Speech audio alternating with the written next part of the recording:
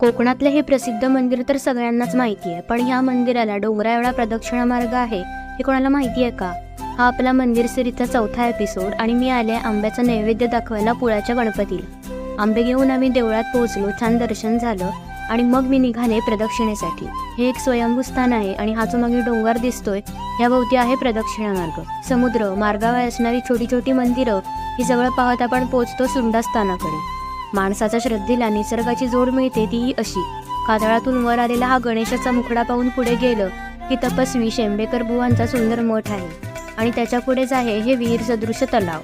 हा डोंगर म्हणजे प्राणी पक्षी आणि वनस्पतींची एक छोटीशी इकोसिस्टीम आहे. इथले स्थानिक जे आहेत ते हा बाप्पा गावात असल्यामुळे भाद्रपदात बाप्पाची घरी स्थापना करत नाहीत. ही इथली एक मोठी इंटरेस्टिंग गोष्ट.